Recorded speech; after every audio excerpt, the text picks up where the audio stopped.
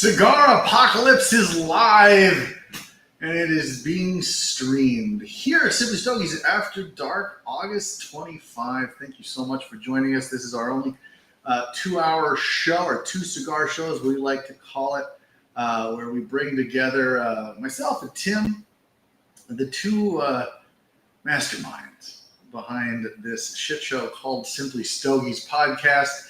As well as the LE Club members, those of you who support us, which we're very excited about some things to bring you tonight that will help hopefully make supporting us just that much easier. First, let me bring in my co-hosts, Tim Allen. Tim, welcome to After Dark. Hey, James, how you doing? Happy Friday to you.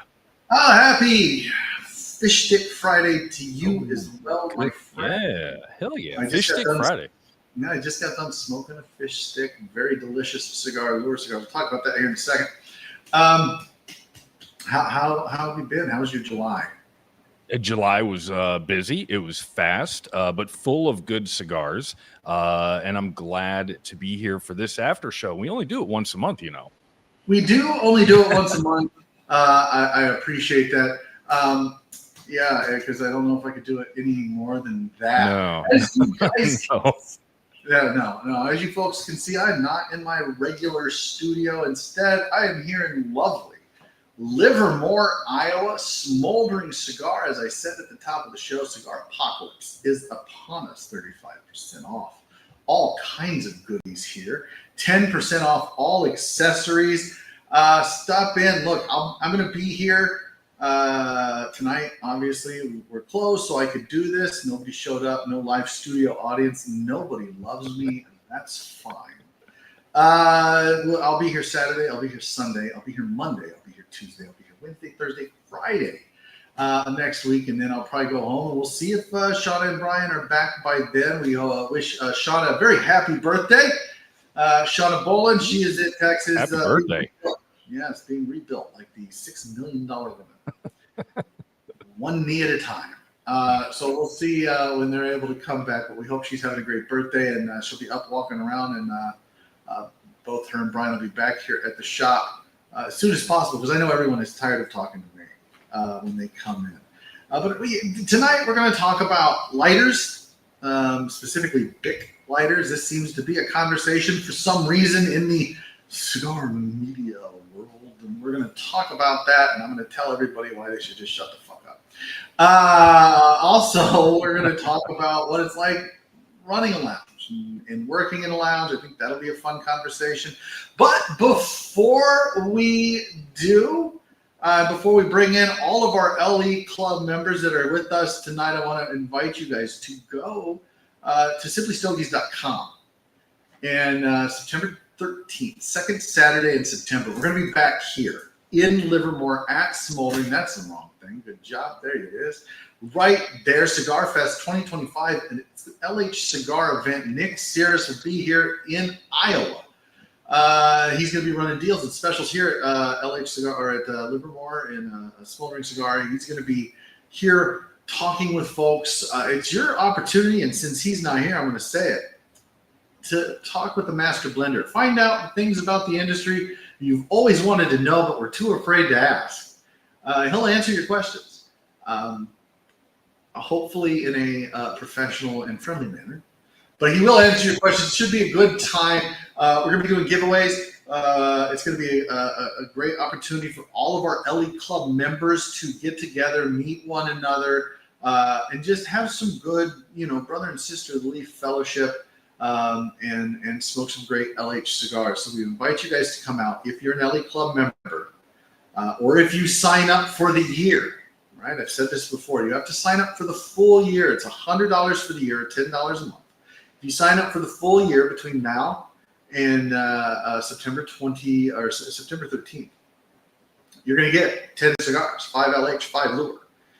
So you're going to get 2 samplers. But sign up, $100 for the year, $10 a month. Do that now. Come join us. Look, even if you sign up and you can't make it all the way to Livermore, Iowa, 2 hours northwest of Des Moines, we're going to send it to you because that's just the type of people we are. We want to spread the love, and we want to say thank you for all of your support, especially for those of you that have supported us throughout the years, whether it's by listening, whether it's by watching, whether it's by sharing, whether it's by talking to us on socials, whether it's by coming wherever I'm at and telling me what a shit job I do.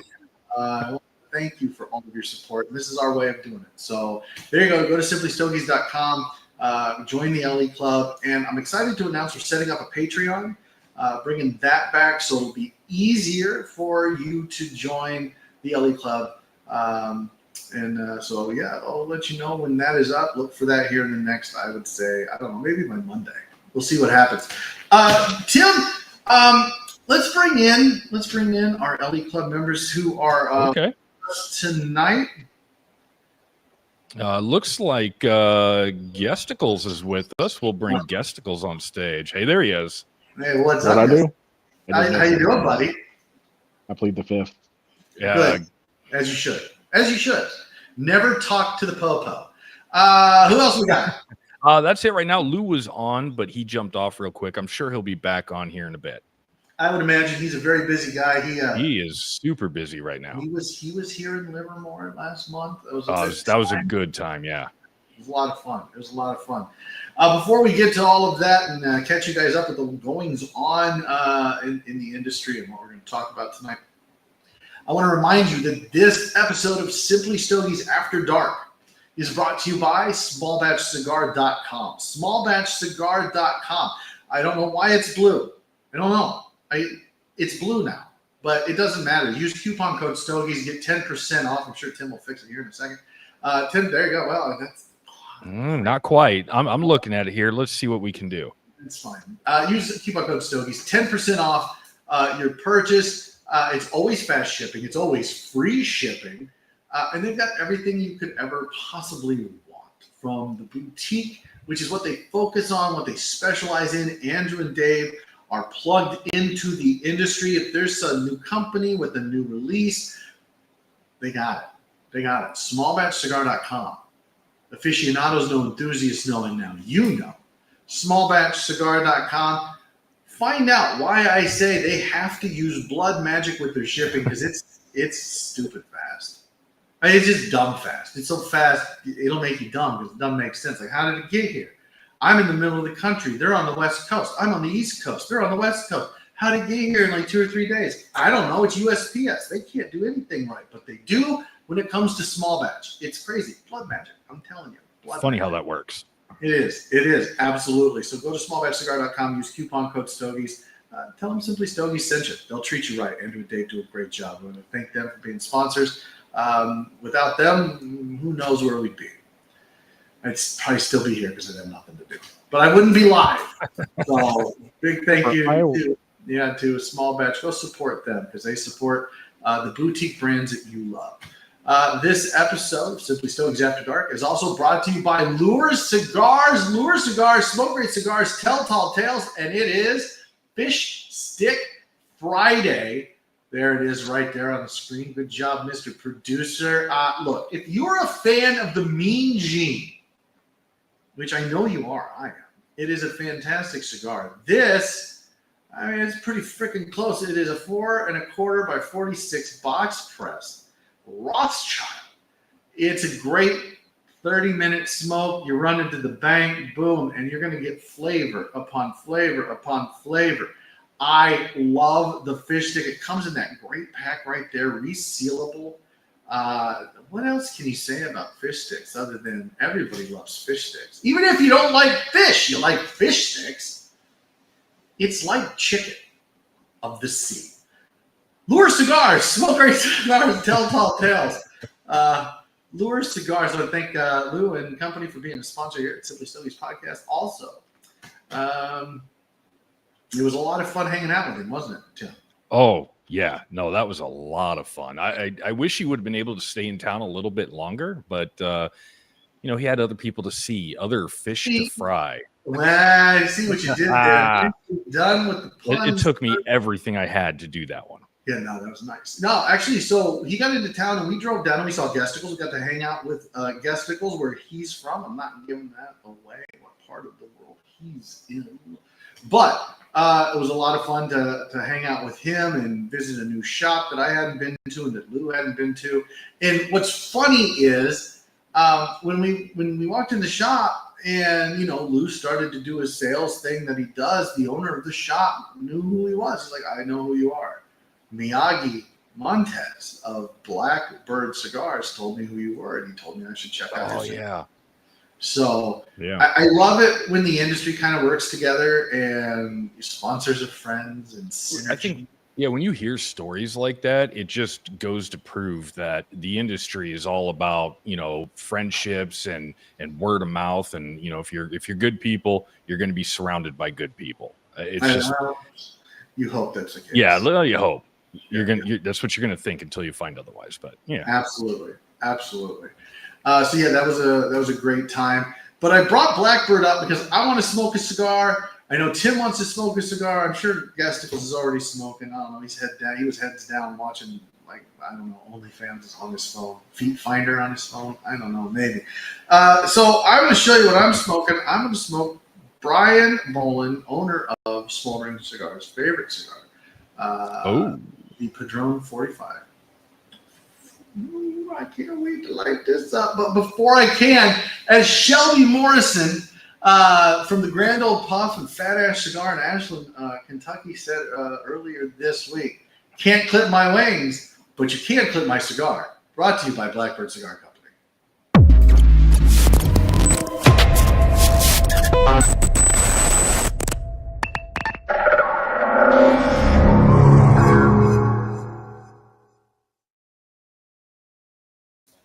I love that stinger. that is good.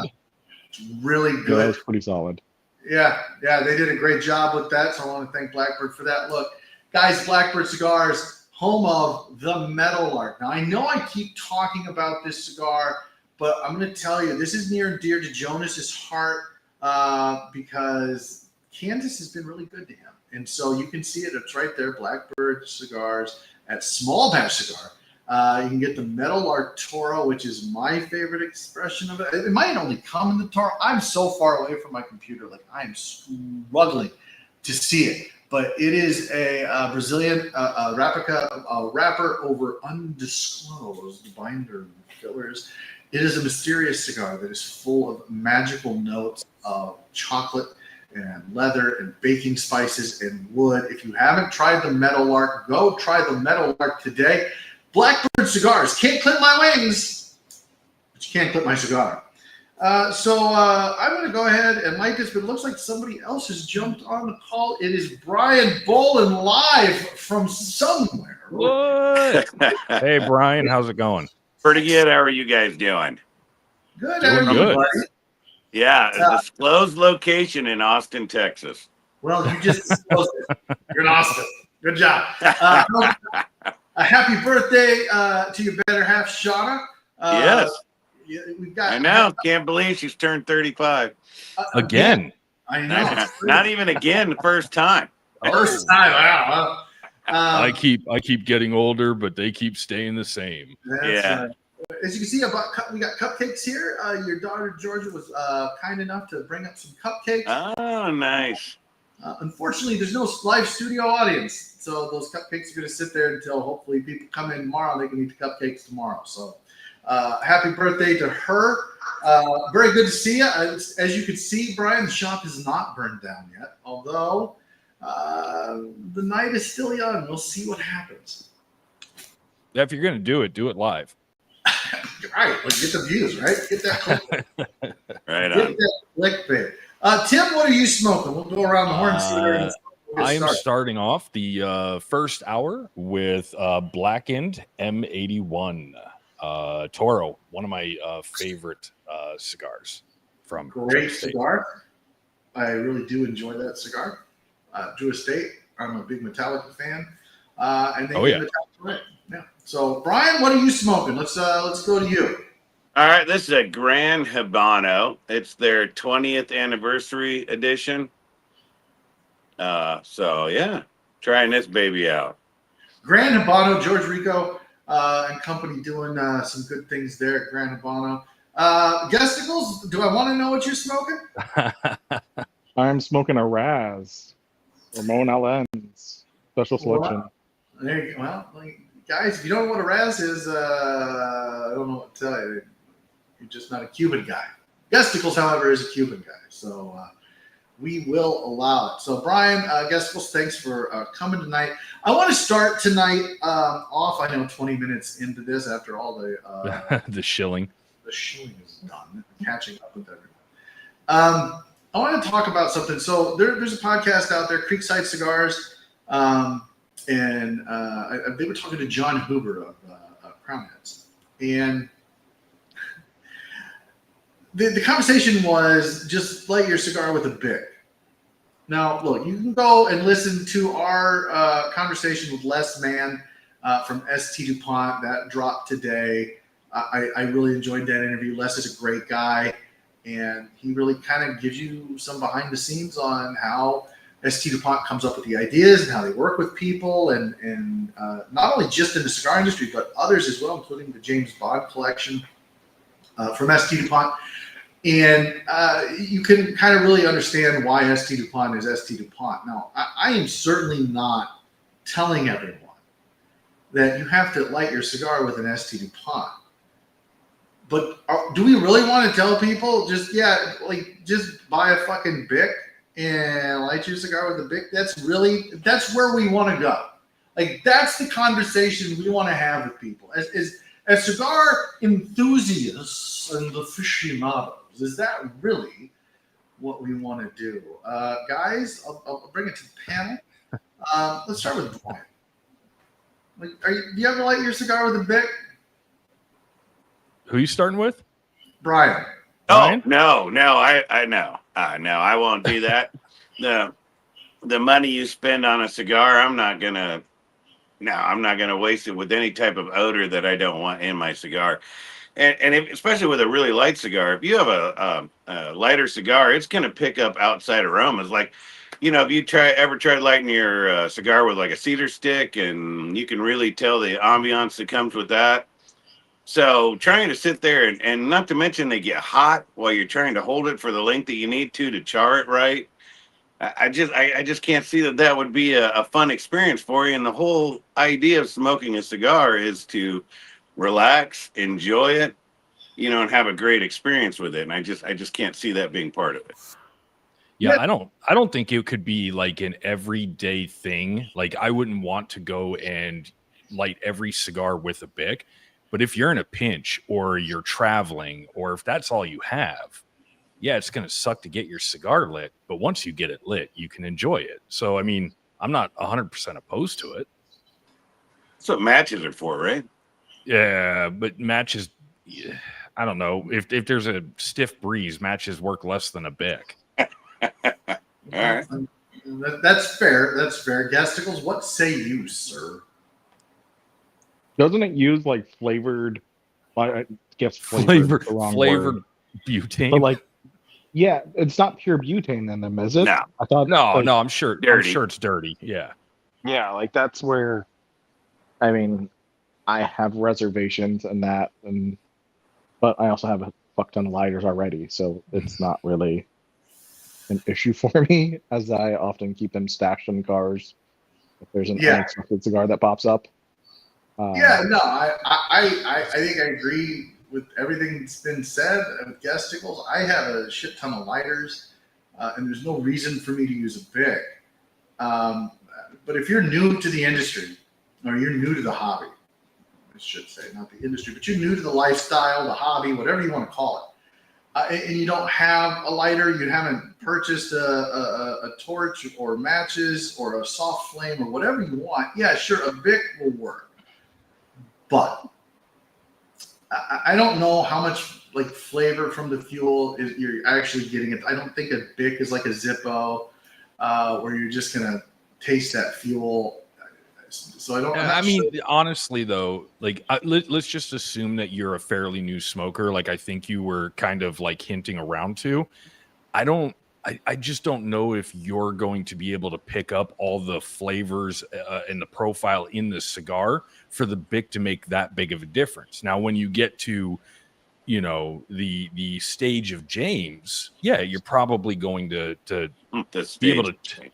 Yeah, you're going to probably be able to see a difference. But as a newer cigar smoker, I don't think you would.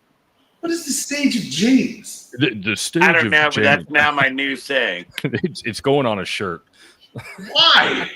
I It's have now reached the stage of James. goddamn. I don't even know why I That's do awesome, Tim. Yeah, well, Love it. that's two for the night. I know. That. Yeah. No, Oh, looks like we have Jimmy D popping on stage. Welcome. Jimmy What's D. going on, Welcome. everybody? Hey, look, Jimmy. If you haven't, guys, if you don't know who Jimmy D is, go to simplystogies.com. Go to our YouTube channel. You can check out his video reviews. He does a great job for us reviewing videos, reviewing cigars on video, not reviewing videos. Reviewing cigars That would be while fun. recording himself doing so. Jimmy, do you wanna weigh in on this big issue? Oh, do I? Go ahead. We talked earlier this week, James, about my frustration with this growing Bic trend. And first of all, it's not good for people that have short, stubby fingers like I do, little like sausages. It's not ergonomical. It's not easy to depress and hold for an extended period of time. We're not talking about a cigarette where you can just touch it and it lights.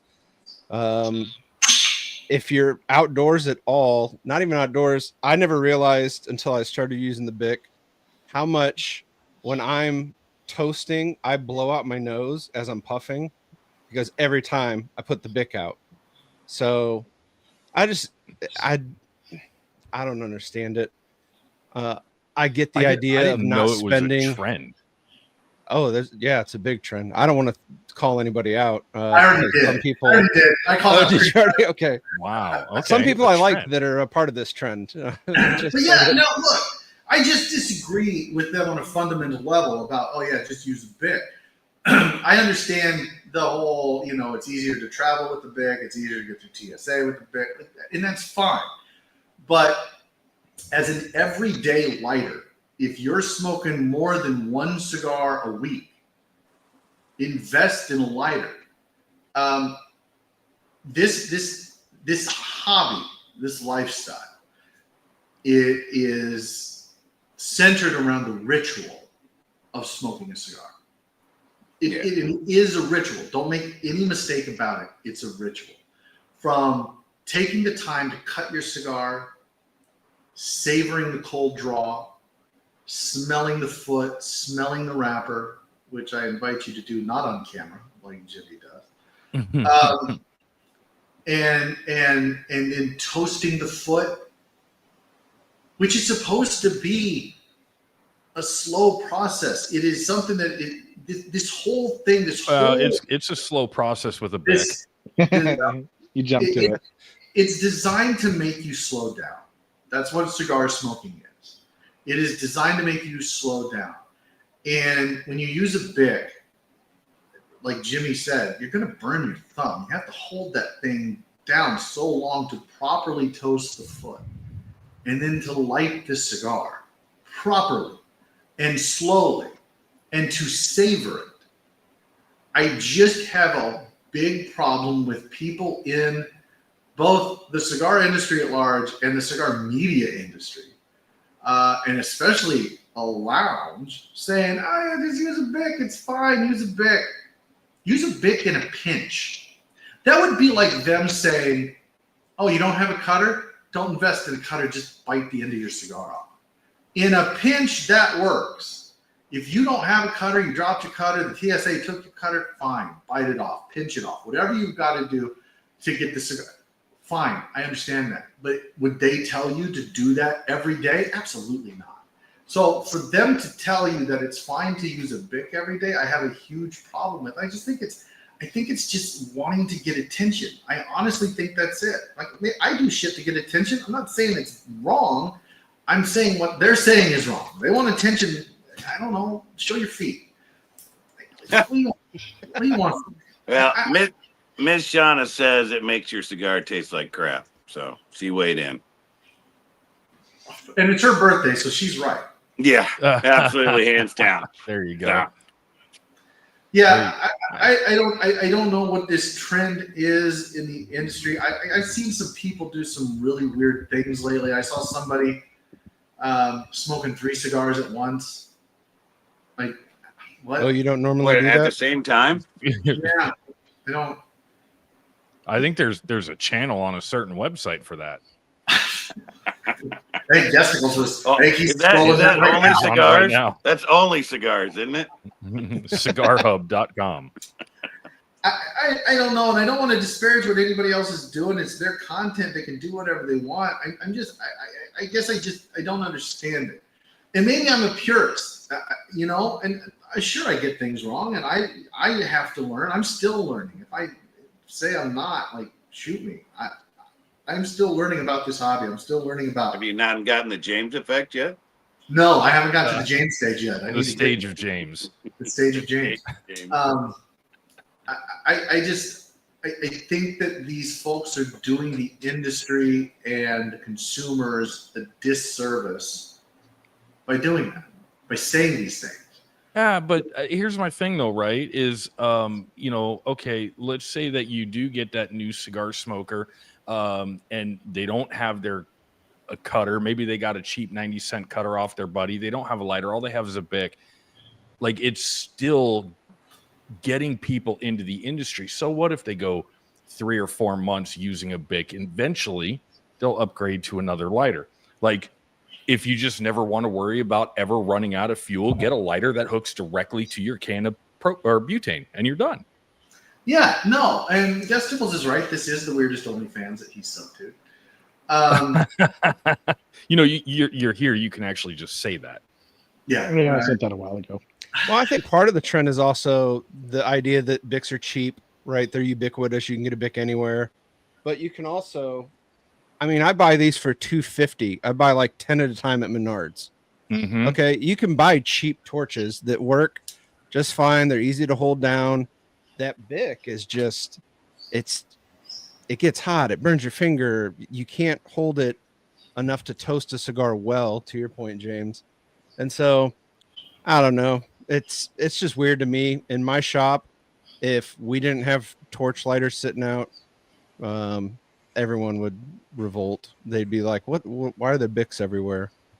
Well, I think we have to remember, it's education. Yeah. We got to make sure we're educating new smokers that that smoking a cigar is not like smoking a cigarette. That there's a romantic essence to it that they need to embrace. Because it is a relaxing hobby that you might do where you're sitting down and talking with people and you want to get that full experience when you're diving into even higher cigars. I'd almost cry if I saw someone lighting $100 cigar with a Bic. It would just be wow, right? I wouldn't want to light $100 cigar with a Bic. No, But if they don't know no difference, then what's the difference, right? A cigar is a cigar at that point. Well, I think, Brian, you make a very salient point. Is that we literally burn money? That's our hobby. That's our pastime here. We purchase a cigar for X amount of dollars, and then we light it on fire. We could have just lit that money on fire, and it's the same. There's an equivalency there. If we're going to do that, if we're going to spend money just to burn it, just like we spend money to eat, right? I guess sometimes you want that Big Mac or that McDonald's bullshit meal, and sometimes you want a filet mignon. I would say that this hobby, not all cigars, but this hobby is more akin to the filet mignon than it is Big Mac. So treat it as such. I think there has to be a little bit of reverence for what we do. Now, I'm not telling you that every time you light a cigar, you should light a cedar spill and toast the foot with the cedar spill and then light. I'm not saying that. You should, and if you haven't done that yet, you absolutely should do that. But what I am saying is I don't think that it's too much to ask for people to invest a modicum of money and get yourself a fucking torch or a soft flame that's not a Bic. I get it. Some people prefer a soft flame. There's nothing wrong with that. But a Bic, spend the money. And look, if you don't have the money, that's fine. I get it. But you know what? Don't use a Bic in a fucking lounge. Jesus fucking Christ. I mean, I'm in a lounge and I've spent the last couple weeks in a lounge. And guess what? There are lighters all over the fucking place here. Don't use a Bic. Use one of theirs. There's matches available if you don't want to use a torch, if you're afraid of fire. I don't know. I don't understand. I wish somebody would explain to me this fucking conversation that people want to have about it. To me, it's a non-starter. It's a dumb conversation, and I feel like you guys mentioned it, and again, I have not seen any of this that we're talking about. But as I'm listening to everybody kind of talk, and I don't disagree with anybody, but you mentioned trend. So can the Bic be kind of more of a symbol than just a cheap Bic lighter? Like saying, hey, you don't have to be gaudy. You don't have to have a fancy lighter. You can be simplistic, and who cares what other people think of what you're using to light your cigar? I definitely think that's a part of it. You're right. I think it's a little bit of fuck the man and do what you want and buck the system and, you're not my supervisor kind of a thing. And I get that to a certain extent. Like, I don't tell people how to smoke a cigar. If they flick their ash in the ashtray, fine, right? There's not a wrong way to smoke a cigar. And I mean, all things being equal, there's probably not a wrong way to light a cigar. But I think to just tell people, oh yeah, it's fine, use the Bic. Well, but why say anything at all? If the guy next to you is lighting a cigar with a Bic, why don't you just be like, using your inside voice? Now, that's not what I would do. You know what? Is it this? Let me ask you guys this. I need your Shauna voice. Is that what you're saying? Yeah, right. Well, let me ask you guys this, and Jimmy, I'll start with you. I want you to answer this. Is there a little bit of fight the system, fight the man kind of a thing, but more of a, we're not the 1%. It's not just the 1% who smoke cigars. And so use the Bic. Like, don't buy that ST DuPont. Don't buy that LE Blue. Don't buy that Vertigo. Don't buy that Lotus. Don't buy that Vector. Don't buy that, Quality Imports. Whatever it is. Don't spend the money there. Just use the Bic. Don't give these greedy corporations more money. Is that? Do you think that's part of it? I don't think it's that poignant, and that maybe it's that direct. I think there is a little bit of you don't need to go out and pile up lighters and things like that, like a good old Bic. It's simplistic, it's minimalistic, it does the job. And I think there is kind of that ritual or that kind of ceremony of lighting a cigar, I think is kind of, I don't know, cheapened a little bit with that. Like, just whip a Bic out and do it. But I haven't necessarily picked up on like that kind of 1%, like capitalism sucks kind of a vibe. To me, it's more been like, hey, you don't need to spend all this money and have this ridiculously expensive lighter or 8 lighters, and a Bic will work just fine. Well, I get, and maybe I'm just more sensitive to it because we had, Les Man on and we dropped this episode today, and it was such a great conversation. I'm super looking forward to you guys hearing the After Dark, or not the After Dark, the Clear the Air. Maybe they don't know they're not supposed to use a Bic. Well, and I think that's a good point, Shauna. And how would they know they're not supposed to use a Bic when you have people in and around the industry, big names, saying, "Oh yeah, no, go ahead and use a Bic. You don't have to spend money on a torch. You don't have to you don't have to take your time. Just get through the ritual and get to the cigar. And I think that cheapens the experience, and it cheapens it cheapens these. And this is, I don't know about the rest of you, but this was life changing for me. It forced me to take time, and it forced me to sit down, and it gave me room to think and room to breathe, and honestly, just the space to exist, and kind of reconnect with who I am. I don't know about the rest of you, but to me, this is one of the best things that's ever happened to me. It's also one of the worst things that's ever happened to me because I spend a lot of money on cigars, but it's honestly overall pretty therapeutic. Therapeutic. Yeah. Yeah.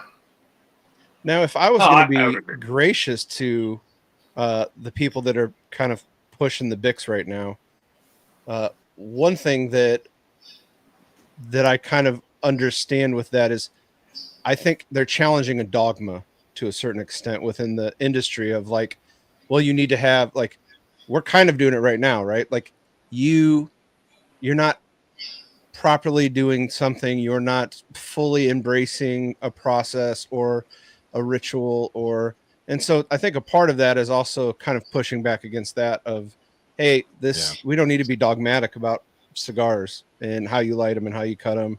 I remember listening to Eric Espinoza one time talk about someone asked him what cut he prefers to use, straight cut or a V cut, and he was like, a cut? He's like, you think guys in the field in Nicaragua are using cutters? He's like, I just use my fingers and pull the cap off, or I bite it off with my teeth.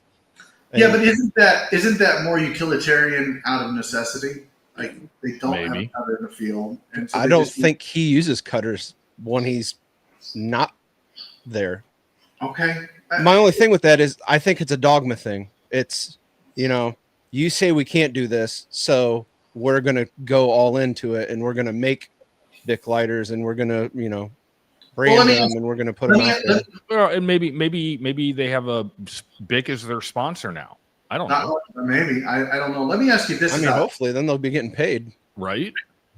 Let me ask you this about that, Jimmy. Dogma, cigar dogma.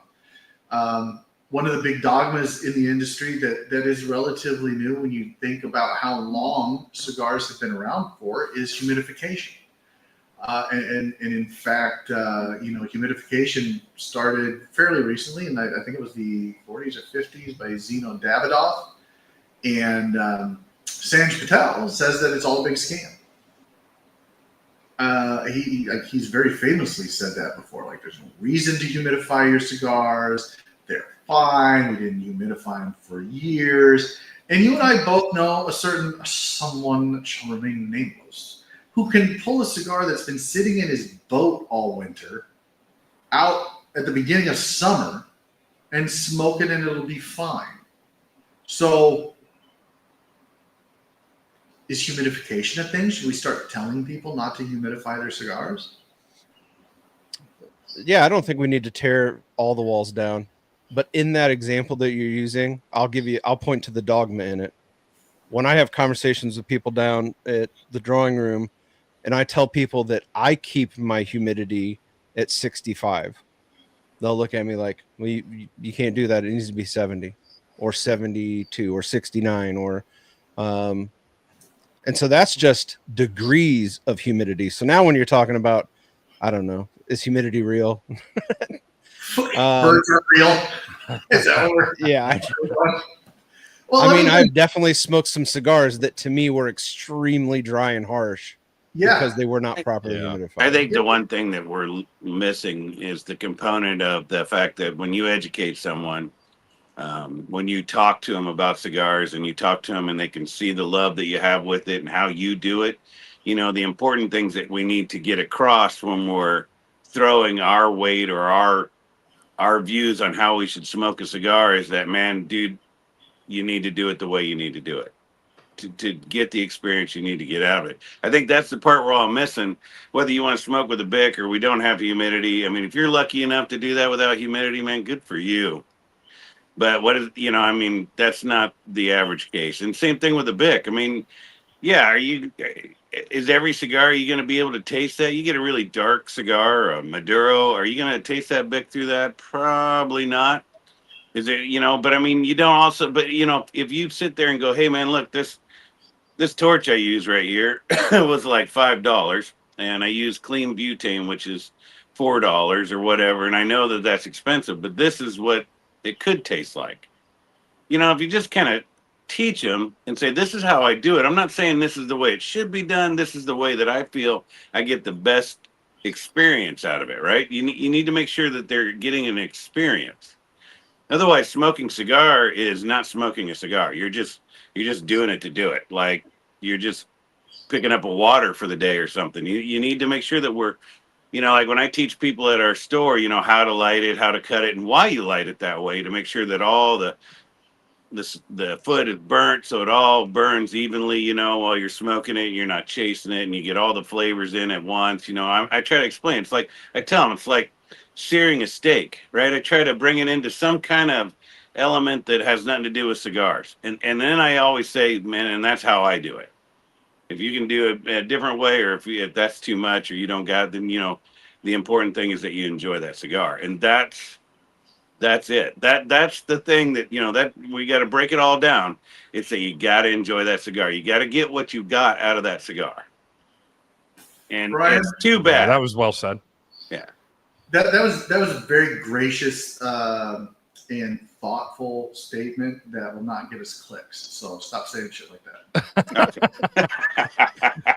We're I all mean, about clickbait.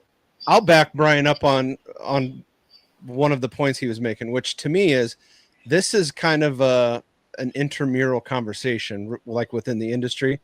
If a dude came into the drawing room and he lit his cigar with a Bic, everything I'm talking about right now would not be part of the conversation with him. Right. Like it would be like, oh, that's like, do you normally light your cigar with a Bic? How long have you been smoking? Like I'm going to get to know that person before I start absolutely even giving them my interpretation of how a cigar should be lit and those different things. So I don't want it to come off as like I'm just walking around just waiting to thump people that walk around with Bics lighting cigars. You're not like that. You're not going up they there got big rings, flicking like them on the ear going, what are you doing? No. I mean, it is. I mean, that's why we all come together. That's why we're all on this screen. That's why we're all doing. That's why people are watching us. Man, and you know what you know. And people are doing what they're doing because they know what they know. And if they don't know, and you don't have a way to approach them, to talk to them, and tell them, that not like, hey man, you're doing it wrong, but why are you doing it that way? Maybe it's because someone else told them. And you'd be like, well, here, man. I mean, there are lighters in most lounges sitting somewhere. I mean, so free light. You don't have to go buy one and say, hey, just try it with your next cigar. Just try this, and show them. Do it with them. Don't just go, hey, you should light it with a Bic. Just sit down and say, see what I'm doing. See the nice slow movements, the rolling of the cigar. Smelling the aroma that's coming out of it as we're lighting it. I mean, just romanticize it. I mean, that was an almost sexual description of how to light a cigar. Right. Yeah, Tim, could you put like some flames on his fingers, like a right. Nice. Some guys though, they just don't care. Like, yeah, I don't give a shit about what I'm getting from the cigar. I don't care about the lighter. I don't care about the cutter. I just wanted to come in here, buy a cigar, light it, and smoke it, and that's it. Yeah, I mean, you're not wrong, and that's okay. Let me be clear. It's okay. If that's what you want to do, fine. But I think at the end of the day, and this goes back to the dogma of it a little bit, and keeping your cigars at a certain temperature or a certain humidity. I mean, and I'll go to Gesticles here, but Gesticles, when I started in the my cigar journey, we were part of a group. That was a topic of conversation, especially for the new people who were joining and the new folks. Like, where should you keep the humidity at? And it was the old school of thought was 70% humidity, 70 degrees. And there was this new school of thought 7-8 years ago that was 65 is the optimum. smoking temperature and relative humidity. And if you wanted to age your cigars, you lower that humidity to There you go. 62, and you keep the temperature at 65. What do you have to say about the dogma of humidity and how that relates to smoking with a fucking Bic? Well, I think you're right. I think when it comes down to humidity, depending on the area that you live in, because that all is going to play a factor in it too, and depending on the store or lounge that you're in, or if you're smoking at home, on how you keep it. But I'm a firm believer that 65% is a smokable cigar. Right when you get out, you're not getting that sponginess out of it because it's just a little bit drier. The cooler air kind of keeps that cigar a little crisper, I feel, and it's just right out of the box smoking, right? I mean, it's that. And if you want to, like, if someone gives you a great cigar and you want to sit on it for a year, then absolutely, I think that 70% thing comes into it. I don't like the temperature always being that high because you're really kind of playing with that. If it gets too warm, if you forget about it or something happens, there's no buffer, right? I mean, it could jump on you pretty high, depending on where you're at. But the 69% and you see it in all the Boveda, 72, and I think that just kind of depends on where you're at and what you're doing with it. I mean, if it's in a Ziploc bag and you're taking it somewhere, and or if you get one that you don't know where it came from, the 72% is going to be a good one to try to rehydrate the cigar. There's a lot that goes into it, and then that's where you talk to your tobacconist about it, or people that know about the humidity levels of it. But yeah, I mean, I'm with you, James, on that. 65 is in at least in my humidor at the store. That's what I keep it at, because you can pull any stick off that shelf and instantly go into lounge and smoke it. There's no sit and rest in it. Yeah. Gasticles, what do you say?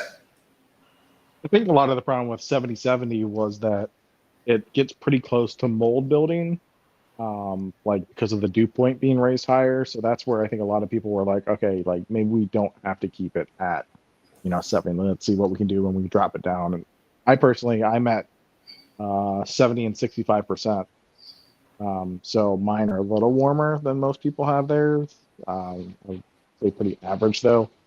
But I definitely keep mine stored at 65 just because I don't want to run a risk with having a mold outbreak or anything like that. Yeah, no, I agree. And I'll be honest, I have not had a beetle problem at 65 degrees and 65% relative humidity.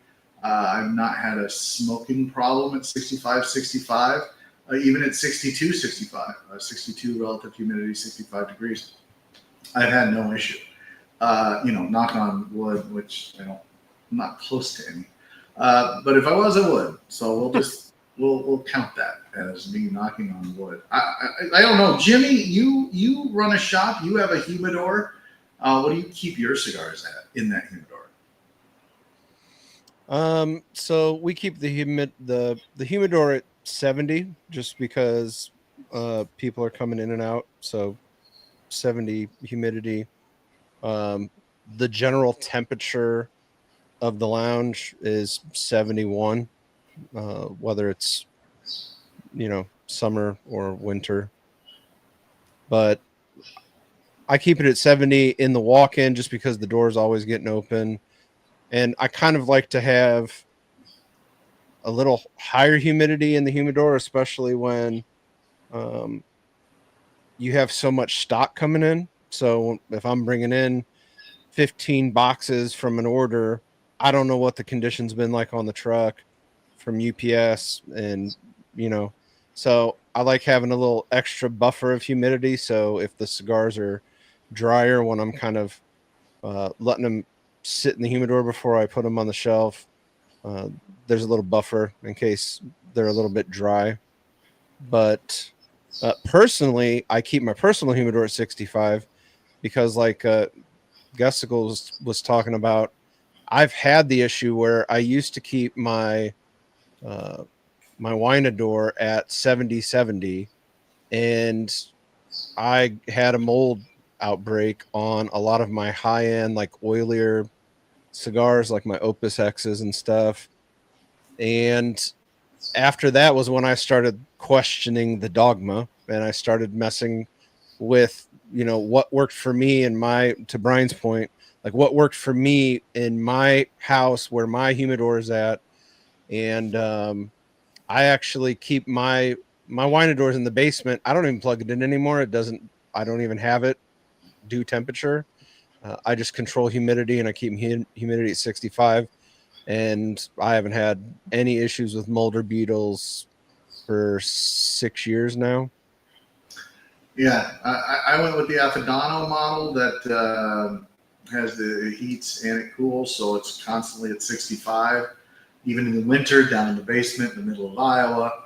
I think part of this, and this goes back to the BIC to kind of bring it all full circle. I think part of it is personal choice and personal preferences and what you like.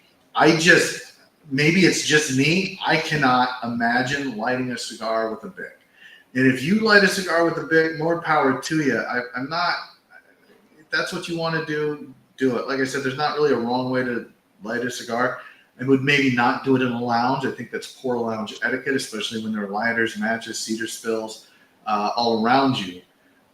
But if you're at home and you want to light it with a BIC, fucking have at it. James, I think my issue is more with people in the industry, like giving you the go ahead and just use a BIC, even with wherever. Yeah, BICs are fine. I think it's a bad look. I think it's bad optics.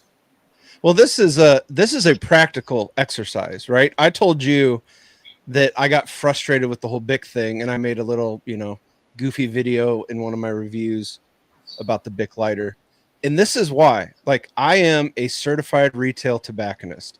I know cigars. I understand the history, and I love educating people on tobacco and cigars in the industry. But when certain people started pumping the BIC narrative, I'm like, maybe I'm missing something. I went out and bought a 5-pack of BICs last week. And I literally, the frustration that only James has seen in the video about the BIC being like, I'm trying to light a cigar with the BIC. It's not adjustable. It's a little flame. My thumb's hurting. My thumb is burnt. I had a blister on my thumb. And I'm just sitting there going, I did this. I listened to influencers, and then I went out and tried it, and I was like, this is stupid. So this isn't some like ethereal conversation. This is, I'm like, why would you tell people to do this? This is stupid. So I want to be devil's advocate here. What if it was like the Snoop Dogg ones where they've got like the longer like tubes? Oh, like the grill ones.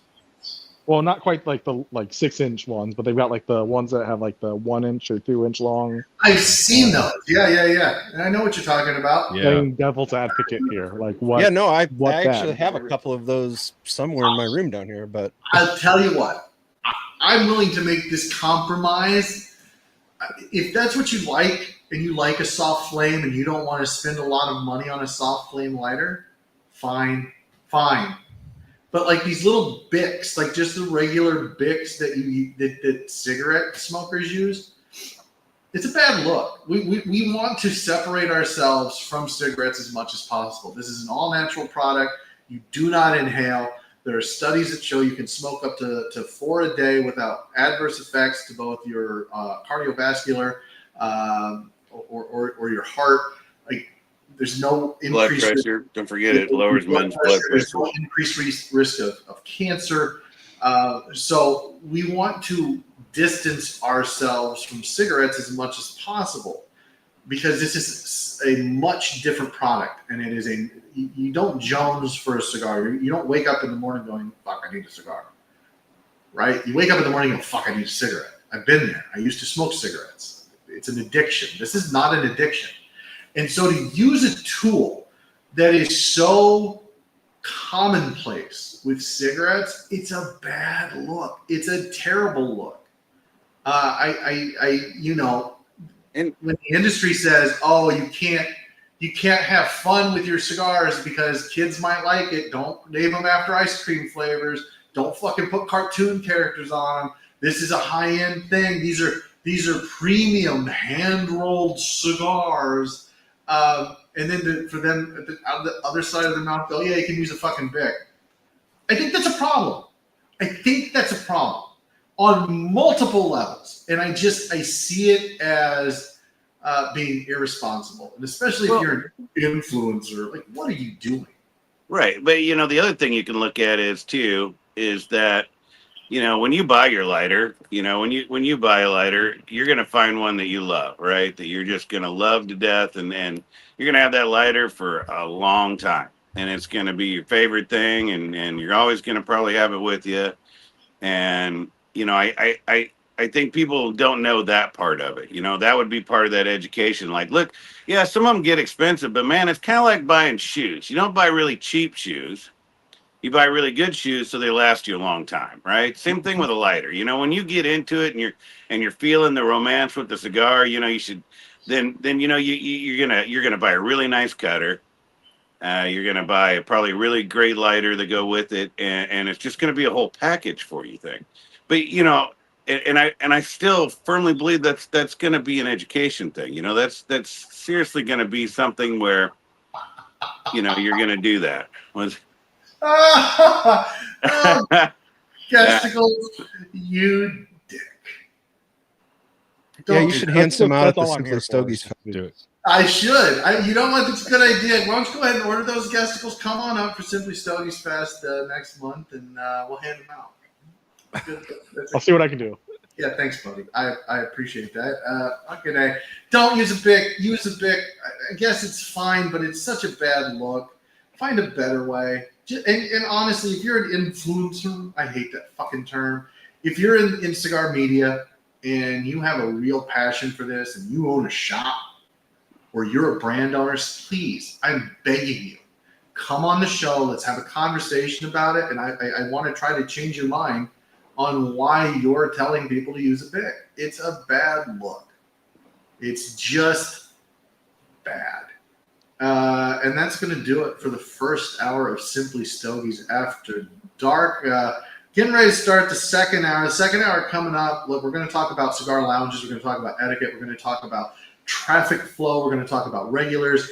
We're going to talk about all kinds of stuff. And why are we going to talk about that? Because as you can see, I am in a lounge now. Cigar apocalypse is upon us. Come into Smoldering Cigar and get some deals. It's Shauna's birthday. We're going to celebrate her birthday all weekend, Saturday, Sunday. It's going to be a good time. We got cupcakes. Come eat the cupcakes. Come smoke cigars with me. Tell me why I'm wrong. Use a Bic. Come in. It'll be a good time. 10% off accessories, 35% off some other things. Not mentioning anything else other than that. But we're going to have some fun. Cigar apocalypse is here. Let's do it because Brian's all the way in Austin. He can't kill me until he gets back. That's awesome. That was Oh, an evil yeah. laugh. So yeah, come and hang out. I already made some offers and got rejected by James. So Yeah, well, you made an offer on Chief Impatience out there on the cigar Indian that his dad made. That was the offer you made, and your offer was, hey, why don't you just put that in your trunk, bring it to the shop. That's not an offer. That's like, hey, would you please commit grand theft? well, you didn't even counter. You're not a very good negotiator. negotiator. You're just like, no. No. What if I had like 20 grand to throw down on that? Do you? No. Do you listen? Okay. If I did, I'd buy a lot more cigars in the land. I would sell that for 20 grand and I'd put 10 in the till and keep 10 for myself. It's crazy. He actually sold it for 5. So let's just keep that number going down. Yeah, look. Yeah, we've been having a lot of fun this week with reels and those kinds of things. We're going to talk about all kinds of stuff in the second hour, including promotions and getting the word out there and marketing and advertising and things like that. But I want to remind you guys that this episode of Simply Stogies After Dark is brought to you by smallbatchcigar.com. Go to smallbatchcigar.com, use coupon code Stogies. You're going to get 10% off. And we talked about the blood magic that they use for their fast shipping, and it's always free. But you know what? Andrew and Dave have curated, and they take their time and they're thoughtful with what they curate in their humidor at smallbatchcigar.com. Their warehouse is full of nothing but the good stuff. The good stuff. It's the stuff that as soon as it comes out, they have it, get it from Small Batch. That's how a lot of folks in the industry, especially on the lounge side, the B&M side, stay in touch with what's going on and what's new. They take a look at Small Batch. You should too. Aficionados know, enthusiasts know, and now you know. Smallbatchcigar.com, coupon code Stogies, 10% off your purchase unless it is excluded, something brand new that's limited. Probably not going to get it off, but you know what? Everything else, put in your cart. 10% off. You're welcome. Thank you to smallbatchcigar.com. This episode of Simply Stogies After Dark is also brought to you by Lure Cigars. Fish Stick Friday is here as the producer is slow in bringing it up. There it is. Look at that. I knew all I had to do was say producer and he'd get it. Fish Stick Friday.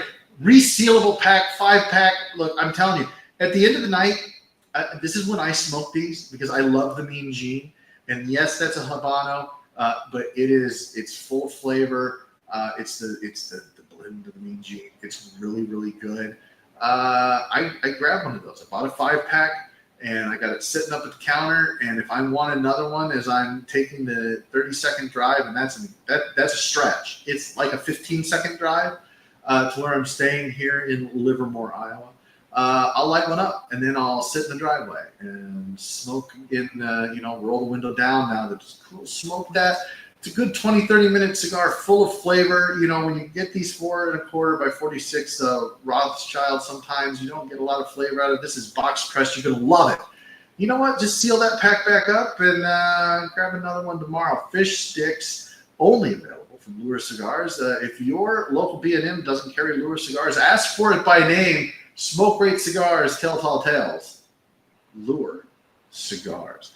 Guys, if you're not ready for a second cigar yet, I know I'm not. I'm still working on Brian's favorite cigar here. You know what? Can't clip my wings, but you can clip my cigar. Brought to you by Blackbird Cigar Company.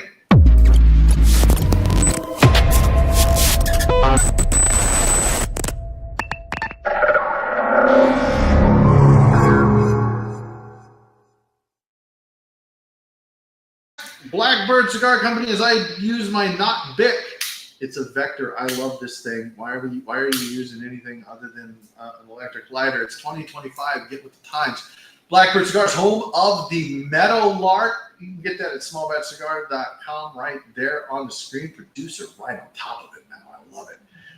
It is a Brazilian Arabica wrapper over a undisclosed binder, an undisclosed filler. It's a mystery. Why is it a mystery? Because he wanted to do something special for the state of Kansas. Meadowlark is the Kansas state bird. And Blackbird Cigars, if you haven't tried it, what are you waiting for? Ask your local B&M to carry it. If they don't, go to Small Batch. Use coupon code Stogies. There's the Toro in stock. You get a 4-pack right there. You get 10% off that. You can put that coupon code Stogies in there. And I'm telling you, I really love that cigar. I really do. One of our reviewers is going to be coming out with that. I don't want to tell you which one because they're smoking it blind first, and then once they smoke the first one, they'll take a look and see what it is. So I'm not telling you which reviewer is doing it, but they're going to review it. So look for that very soon. SimplyStogies.com, and you can go to SimplyStogies.com and check out the brand new review of Valakari's Lumineer. I love that cigar. You can go check out the store. It has the highest rating of any cigar that I am counting this year towards, that is a dig at Jimmy, towards Cigar of the Year with a 969. The Lumineer is absolutely fantastic. So go check that review out. SimplyStogies.com. A review should drop every Friday or so. Check it out. Check out the new episode with Les Mann. We talked about that the first hour. St. DuPont, great time with him as well. So let's talk about lounges. I worked here and worked is a stretch. Like that. Yeah, that's an exaggeration. I have sat here and smoked cigars with folks for the last 2 weeks here at Smoldering Cigar in little old Livermore, Iowa. Population less than 300, and just great people that walk through the door. But I've been surprised by some things. I've been very surprised by some things, and I know that there's a marked difference between a destination lounge, which is what Smoldering Cigar is. It kind of has to be. Nobody drives through Livermore; they drive to Livermore. Like the main roads take you around Livermore; they don't take you through.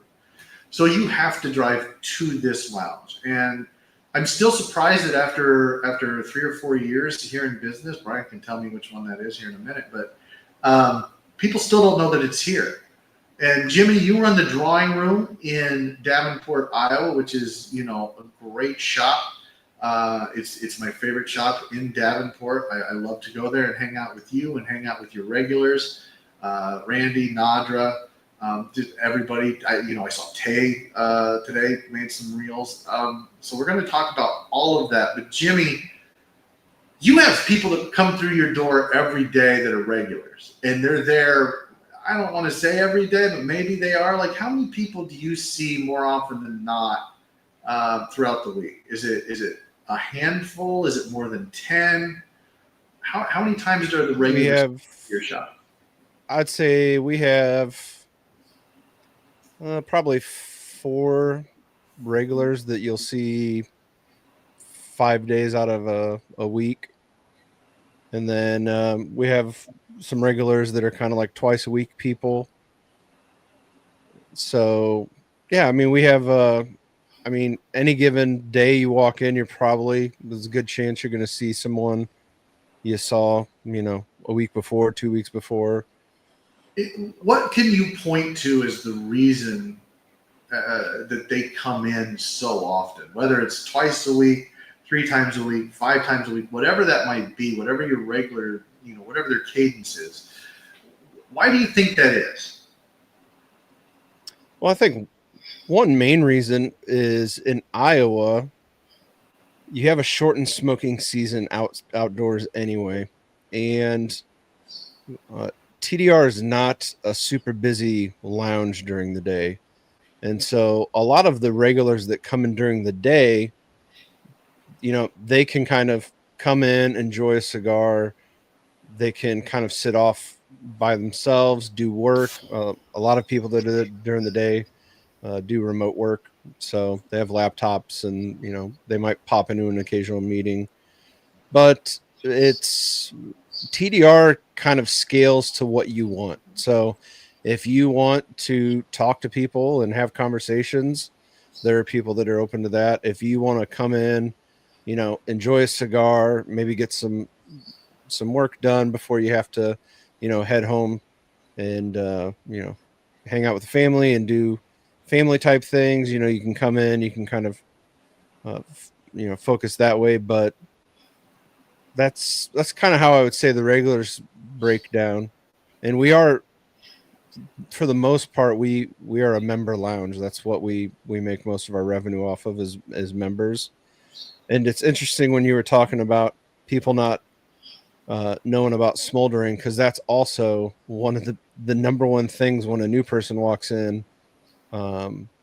We have a very small door on a long block, and nobody sees us, even though I have like a neon sign in the window, and we have a huge sign hanging off the building that says Cigar Lounge. I'd say half the people that walk in, they're like, wow, we didn't even know this was here. I've been smoking cigars for 10 years. I've never even heard of this. So. And Brian, I've been surprised that there haven't been more regulars. And you have people who are regulars that come in once a week. But even Todd, who I thought for sure would come up and hang out with me every night, I've seen him once. And I know people are busy, and it is a drive to get here if you don't live, in Livermore or the surrounding area. Even in Humboldt, which is the next largest town that's closest. I mean, it's a 20-minute drive. So I can kind of understand it, but how many regulars do you usually see that come in more than once a week? They come in more than once a week. Yeah. Yeah, probably maybe two. They probably come in more than once a week. Maybe it just depends on the season, right? I got a lot of farmers and stuff, so it kind of depends on what's going on. I'll see them more often during down times. A lot of my a lot of northern Iowa people, they vacation in the south because it's warmer in the winter, so you don't see them through the winter. So it's just most of it's just weekly. I have a weekly group that comes every week religiously. About 4 or 5 people that come in every Friday. Sometimes it's on Saturdays. Yeah. But that's how I built that lounge, right? I mean, I built that lounge knowing that going in that this is a destination. I might not see the same people. And the other thing of it is, man, dude, it's an expensive hobby, right? And we try to provide them with the comfort and luxury that we can while they're there, so they enjoy it and hope they come back on a regular basis. But yeah, and I want to say this about both TDR and Smoldering.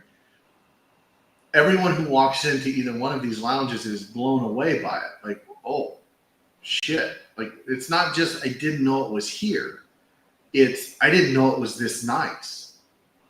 And so these aren't like your low end at a train station to nowhere type of lounges with nothing on the walls and like the same 4 crusty old dudes that are sitting there and they look at you like, why the fuck are you here?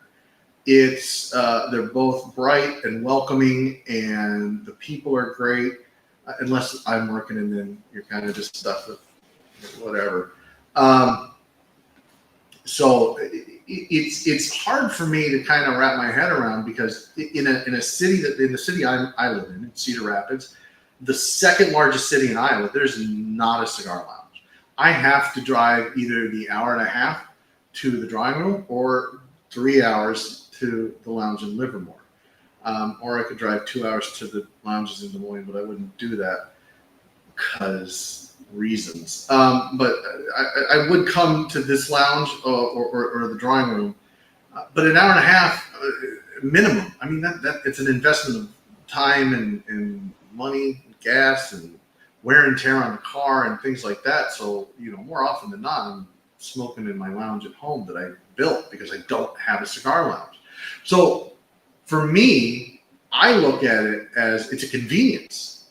Like I wouldn't have had to, invested the money to build my lounge and studio. I could have had, if there was something in Cedar Rapids, I would have absolutely gone there instead. So I guess it kind of floors me that both shops with great shops and price point is like they're not outrageous. They're all they're both MSRP. It floors me that there's not more people that come in on a consistent basis. Is it just that these guys don't smoke a lot? Because I get the feeling a lot of these I think the other thing is when you look at our lounges, and we get these people like, holy cow, I didn't know you were here, and we both hear that quite a bit. And he has obviously more foot traffic than I do. It's advertisement, right? I mean, we're still lumped in with the big tobacco type deal thing where the government limits our advertisement that we can do. And so really it's just word of mouth. And when it comes to the word of mouth thing, when it comes to cigars, people talk to other people that are already smoking cigars, right? And so it's not something that you just meet somebody on the street and says, man, have you been to Smoldering Cigar yet? I mean, holy crap, right? Well, I don't smoke cigars. So, it's not that kind of communication. So that kind of hinders us a little bit on that. So we really rely on the people that are regulars and other people that come in to voice their experience of the lounge. And as for regulars, man, I think everybody that comes into a store is a regular. I really do. If it's your first time there, awesome. Let's sit down. Let's get to know each other. And then, you never know. You never know who you're going to meet. You never know what's going to happen. And so I don't really look at it as a concern that I don't have a lot of, you know, weekly guys that come in more than once a week. You know, sometimes like you, James, I'm a little shocked, you know, that some of my guys don't come up a little bit more, but that's just because maybe I just want to sit down and smoke with them, and it's more of a zealous type thing. I don't know. Yeah, no, I for sure, and I can understand that. I mean, look, so I'm not used to being in a small town, and there's not a lot to do here. Like, there's just there's I gathered that from your videos you've been shooting. there's not a lot to do, and so I come here. I get up in the morning, I shower, shave, I come here, and I smoke cigars, right? And if people show up, great, because then I have somebody to talk to. And if nobody shows up, I end up talking to the fucking Indian outside, and I'm a little stir crazy. But it's not that it's slow, because Tuesday this week, it was a steady flow of people on a Tuesday. Like the first day, because you're typically closed Sunday, Monday. We're open Sunday, Monday this week. But they were, Tuesday, first day, and like all day long through the door. And I was amazed, and it was great. I had people to talk with. I had people to smoke with. They're interesting people. They're nice. They asked me questions. I don't know why. But we seem to have a good time, and we seem to connect. And then I don't see him again. And I'm like, oh, okay, well, maybe they don't want to smoke with me. All right, that's fine. And then, I spend the rest of my day giving directions to people who get lost. They're like, how did I end up here? And I'm like, how did you not? And like, you have to try to get here. Like, nobody ends up here on accident. Oh, no, I did. I'm like, okay. It's wild to me. And Jimmy, do you have those days there at the drawing room where you're just like, where did everybody fucking go? Yeah, we definitely have days where it's really slow, and I think a lot of times that's where the regulars help out. So if for instance, if one guy's in Chicago for work, then maybe another guy won't come down, and we see two people, all day. It doesn't happen super often, but I think I end up battling more with, I know there are way more cigar smokers in the Quad Cities than I have ever met or have ever come down to the drawing room. And I feel like what I end up battling a lot is part of the education process isn't just with cigars, but it's about what value does your tobacconist provide you? And so I feel like with our regular members, the only value proposition they look at isn't cost, right? They look at they don't have to waste money, right? Because they walk in, I know their palate. As new things have come in, I know what to recommend to them. They don't have to smoke something they're not going to like if they don't want to. They trust me to, help them navigate, what's on the market, what's out, what's new, what should you spend your money on. And most of the time when I get a new person into the lounge that is a cigar smoker, right? They've been smoking for years. It's because I'm battling online with them. And so for them, their biggest value proposition is just cost. And so there's a devaluing of the other services that a brick and mortar lounge would provide, because they look at the cost of the cigar. They don't look at the camaraderie, the relationships, being able to enter into that ritual we kind of talked about in the first hour with other people, the service, whether it's getting someone drinks or you just being able to sit down and relax and enjoy the cigar. And so that's a big discrepancy I see with when I do get guys that come in and they're, all they're focused on is the price. And like you said, James, I do MSRP plus the, Iowa cigar tax. So you know, I try to keep my costs low because I want people to enjoy, you know, Yeah.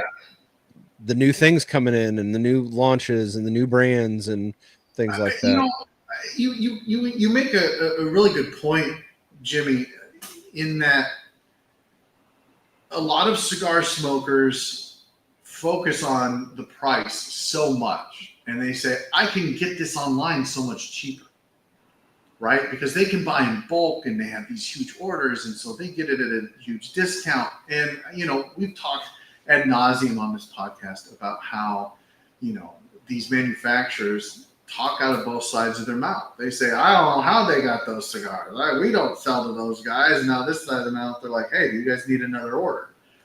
They absolutely sell to those guys because they need to move bulk. And I understand it, and I get it. And I'm not saying there's not a place for online. I certainly think that there is. Otherwise, we wouldn't team with smallbatchcigar.com. But I think that what Small Batch does much differently than anybody else is they have a passion for the smaller brands. And it gives the smaller brands the opportunity to have a bigger stage and a bigger consumer base. And so I think in that way, places like smallbatchcigar.com, and specifically just smallbatchcigar.com, they're a value add for the industry. But when it comes to brands that everybody knows, and I don't want to name names, but we all know who the usual suspects are, and in some cases, the unusual suspects, which is what they were called back in the early aughts. They sell to these large companies to move bulk, to make money. I get it. I understand. But there's not a value add. Everybody already knows who they are. And instead, what they do is they sell it bulk at a discount to these large online retailers. And then they turn around and tell mom and pop shops, MSRP. You have to sell at MSRP. You cannot devalue my brand in your shop. You have to sell it at MSRP. And if you don't, and we find out you're not, we're going to pull, and you won't carry us anymore. They also make mom and pop shops do minimum orders, whether that's a $20,000 minimum order, $30,000 minimum order, $100,000 minimum order. They talk out of both sides of their mouth. We need to support mom and pop shops, but mom and pop shops, you better pony up the cash. You're not carrying our shit. And I think there is a disconnect where they don't want to lose the mom and pop shops because word of mouth still works better than them selling at some large online retailer. They want the people in the lounge to smoke and go, God damn, this is a great cigar. You need to go in that humidor and buy it. Because that's where their sales come from. That's how, because they can't advertise. They can advertise with podcasts, and they can advertise with magazines, but they can't advertise on the radio. They can't have television ads. They can't do mass media. They can maybe do radio ads if they do it a certain way. I think that's a problem. I think the industry itself, the manufacturers, are the problem. And part of me doesn't begrudge them for making money. I want them to make money. I want them to move bulk. I want them to continue to make fantastic cigars that I want to smoke. And at the same time, I would rather see them support mom and pop shops. This is why I'm such an advocate for McAuliffe. Their color series is fantastic. It really is. It's a value cigar. It's $7 for a Robusto, $8 for a Toro. But at the same time, they don't sell to these. They're not trying to move bulk. They are trying to create a groundswell of organic growth through word of mouth. And they support mom and pop shops. They made a commitment in 2020 to doing that. And I wish we'd see more of that. Brian, how important is it to you to have the support of the manufacturers you carry in your humidor? Oh, I think that becomes a huge deal because I think the support comes with them knowing my store or knowing the drawing room or however, whichever store they're going in. They need to know that guy and need to make sure that the right products are getting on the right shelves because, like you said, when it comes to internet, look, none of us small brick and mortars anyway are going to carry every cigar. That's just not possible. And I think that the internet, like small batch, plays a part in that to make up that difference. But as long as when the reps are coming and the manufacturers are supporting me and all that stuff, they do that in a manner so that I sell their product on the shelves, right? They get to know me, I get to know them, we know their history. I just had an event with Lou, and and I know Lou, and Lou knows me, and and our stories and his story and everything that goes along with it. Made a great turnout for that event, and it helps move his cigars and gets it out there, and that is brick and mortar is the way you're always, in my opinion, brick and mortar is the way you're always going to move cigars. You're never going to move them online. Yeah, people are going to buy them, but they're not going to know about them until they smoke them at a brick and mortar, because you can buy one and then go, wow, that's really great. And then, if they're money people, then they're going to go, okay, I can get this online for $10 a stick cheaper or whatever it is, and so I get that part of it. You want that. I understand the whole volume thing. I try not to get too upset, but in my little area, I don't have any cigar lounge anywhere near me. So my only competition is the internet, right? And so I deal with that stuff all the time. And I make sure that my reps know that, and my people that and manufacturers know that that's my only competition. And if they can help me, and a lot of them do. A lot of them will say, "Hey, man, let's try to do some kind of promotion. Let me send you some free stuff to give away with these cigars." Or they work with you, right? If you're open and honest and you talk to them, because at the end of the day, I'm trying to provide a great experience for my patrons that come in and that support the store and the new people that are coming in, and I want them to understand what the cigar world's all about, and that it's not, because sometimes that stuff's frightening. When you go to a new lounge and you don't see people talking and they're all sitting on their phone and everything's real quiet and the owner's not introducing you. It's intimidating, even for me still yet today. If I go to a big lounge and everybody's just kind of doing their own thing and you're just like, I don't know really where to go or what to do or what can you do in this store, because no one's actually talking to you, right? And so you got some of that you have to work through. And so I think I got off track on your question. No, you're good. You're good. Let me.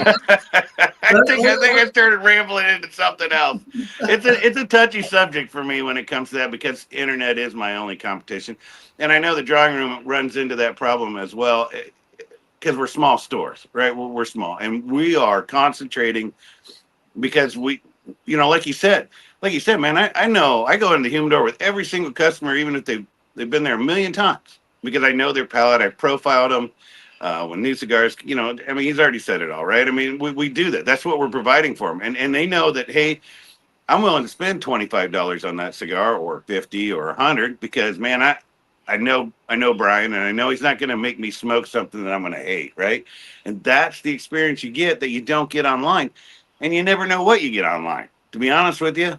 On some online things, I'm not going to say all, but on some of them, man, it could be a whirlwind of Russian roulette there. And even though you're getting them cheaper, if you can only smoke half a box, did you really get them cheaper? Yeah, no, I don't disagree. Let me ask Gesticles, the consumer, on the panel. Why are B&Ms important to you? What? Jesus Christ! I'm just kidding. So I hate my local B&M. Yes. It's about 20, 25 minutes away, and I don't want to say often, but a few times a year when I do go to a lounge, I drive over twice the distance to go to one that I have pretty high regard for, because I like that they carry, I don't want to say a wider selection, that they carry a more curated selection of boxes and sticks and things, that I want to try that I can't find locally. So for me, a lot of my ordering online or driving the distance is because I get to try things I probably otherwise wouldn't locally. Um, and I'm going to have to pull a Brian and say I forgot your original question. Why are B&Ms important to you as a consumer? Um, I think I kind of touched on it. I like that my local B&M sucks. The one I go to, I like because they carry things I often wouldn't get to try otherwise without buying, fivers or boxes. And firsthand, I have bought boxes from that lounge and not ended up enjoying the stick in the first place, and often gave them away as gifts or trades or whatever. So it's nice that I don't quite have that rapport yet with them, and I would say even personally, I don't know my voice profile enough to know what I want, to know what I want to try, to know what I don't like. Basically, the only way I can make that choice is if James likes it, I won't. If James hates it, I'll probably love it. So that's where solid way to go about that. That's where if I did have a B&M that was closer, that I did frequent more, that would be beneficial for both of us. Yeah. Tim, you are a lounge connoisseur. What do you look for in a lounge, and why is it important for you to find a lounge that you like and then support that lounge?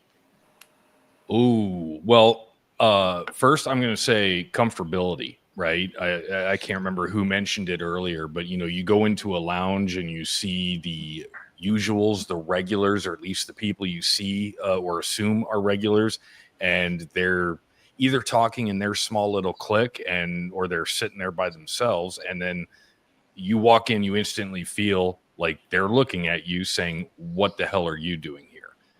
And then and I've said this before too, when I go into the humidor and whoever's working the establishment follows me in, are they there to ask me what I'm looking for, or if I'm looking for anything specific, or I go in, I'm like, I'm looking for this. Well, we don't have this, but if you like it, you might like A, B, C, or D. That's perfectly fine. But there's lounges that I walk into and I feel like somebody's in the humidor with me just to make sure I'm not going to steal something. You do look untrustworthy. I do, yeah. But I think that the brick and mortars, when you find one that you like, one that you're comfortable with, it's good because you can go in and you can try cigars that you haven't had before. Because every brick and mortar, no matter who it is, I feel like they're going to have something you haven't smoked before. And smoking that cigar in the lounge is a perfect place to try a new cigar and to conversate with other people, to say, what are you getting? What are you experiencing? Sharing the stories and so forth. And there was another one. I'm going to have to pull a Gesticles and say I can't remember, but yeah, so you have to have good brick and mortars, because you can't buy a single cigar on every website. There's very few online retailers that'll allow you to buy a single cigar, so you're stuck buying either 5-packs or full boxes. And I've done it before, bought boxes online, and then I get it and I'm like, yeah, I'm not digging this, and then I have to pawn them off to James when he's not looking. Yeah, true story. That is a true story. Yeah, and I do the same thing. Like I live in the central Iowa area. I have like 5 lounges that are very close to me. I have one that's within 8 minutes, and I have 4 others that are within 30. And they all have their pros and they all have their cons. But yeah, I would 100%. And as a motorcycle guy, I look at it as an opportunity to get on the road and spend that hour and a half or that 2 hours on the road because that's part of the journey. That's part of the day. And then hang out with people that I get along with, I can have good conversations with, and then take that trip back home. So it's all part of the journey. Yeah, no, I agree with that. I agree with everything you said, everything Gesticle said. But I I think want he's raising his hand. I think you Yeah, need to call him. Gesticles is raising his hand. to go ahead, go ahead, Gesticles, please. I know it's a stretch, but Tim, you got to visit my local lounge that James has been into, because it is everything you described of the good old boys sitting out front watching the news. I got told to take my backpack off that had my work laptop in it when I went into the humidor, and just leave it with one of them out front. Yeah, So- see, I couldn't do that because my laptop is my livelihood. Yeah, I same thing. take it everywhere with me. But yeah, it's the good old boys. I got I don't want to say scolded, but I got sternly told to close the humidor as a guy was walking out. So I literally like closed it in his face as the guy was reaching for the handle to come out. It's needless to say, I'm not fond of it. But if you're in the area, you should visit just for. I Yeah, we're don't. talking. Yeah, I mean, you're not selling it well. No, Yeah, you guys are focusing the bad parts of brick and mortar, and I think that wasn't the question. Yeah, we no, started and with. we're not trying to. Okay, Well, but no, I mean, you know, but I think, Brian, I think it's important to know the difference between a good lounge and a bad lounge, especially if you are a cigar smoker that typically buys online and smokes at home. You walk into a shop, and I know the shop that Gesticles is describing, and the ceiling is yellow from years of not being cleaned, and they haven't decades at and- minimum. yeah, and they haven't wiped anything down in decades. And the furniture is ripped and it's torn and it's burnt and there's tape on it and not a great look. Or you sit down on it and it's the most uncomfortable chair you've ever sat on. There's nothing on the walls, or what's on the walls is very minimal. There was no thought into making the consumer comfortable. And the ashtrays are full. And I'll be honest, working here, like I'm constantly emptying ashtrays, even my own. I'm like, there's a couple in there. I should probably get rid of it before somebody comes in, because you don't. It's just a bad look. And there are lounges that just don't do that. And so I think it's important to point out the bad and the good. I've been into a lounge that was beautiful, absolutely gorgeous, and the guy looks at me and says, "Can I help you?" And I tell him, "Yeah, I'm on my way. I'm doing this." And he goes, "Is there a fucking question in my future, Chief?" Like, that's a problem. That's a problem. You were this is not a retail industry. It's a retail store, but it's not a retail industry. It's a hospitality industry. If you are a lounge owner and you don't have that hospitality mindset, you will fail. You will fail every time. And it might take you 2 or 3 decades to have to close your shop, but at some point, people are going to go, "This guy doesn't give a shit." So yeah, I think it's important to point the good out and the bad. And speaking of what could be good or bad, I want to turn the conversation back to your local retail tobacconist. And I'll start with Jimmy. Jimmy, when someone walks into your humidor and they're looking around, and maybe it's a regular, let's say it's a regular, and you know their palate, or you think you know their palate, and you get something in that you think is going to pique their interest, something they might like. How hard do you push, or how hard should you push to expand their palate and at least have them try it without making them upset? Where is that line that you can kind of tiptoe up to? And then if you can obviously tell they're not feeling it and they just want to smoke something that they know they're going to like, when do you back off? I don't really ever back off. Oh. So I think I've earned enough credibility with my members, and you have to understand, it's funny because like on this podcast, whenever I do a podcast, I think to myself, I come off so much like a dick. But in real life, I'm the complete opposite. Like when you walk into that humidor, I apologize to people all the time because I'll profusely say to them, listen, dude, I'm not telling you about this cigar because I want you to buy it. Like I'm not trying to sell you something. I know you love this.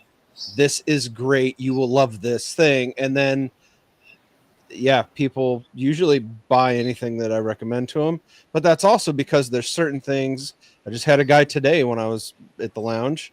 We got in the new Kintsugi. And he's like, that new cigar, I want to buy it. And I go, buy it if you want. I said, that's not your profile. Like, I don't think you'll enjoy that cigar. And that's also because I smoke everything that's in my humidor. So I know what everything tastes like. There's nothing in there that I can't speak to. And so for me, a lot of times I don't run into rejection that often. And But do you ever maybe get sometimes I push it. Well, yeah, What but was do you that? ever get anybody who says you're pushing too hard? Like, stop. I'll try it eventually. Just let me smoke more. No, because I'm pretty good at reading body language. So if you're a new person that walks in as you're walking to the humidor, if I'm on shift, I'll just kind of throw out there, hey, welcome. If you need anything, just holler. But otherwise, like I'll just let people go into the humidor and walk around. I do think to myself, what if somebody's stealing something? And then I go, at the end of the day, I don't care. Obviously, I don't want to lose money with people stealing everything, but whatever. I don't know. Some guy's hard up enough. He's going to take a cigar. He's going to take a cigar.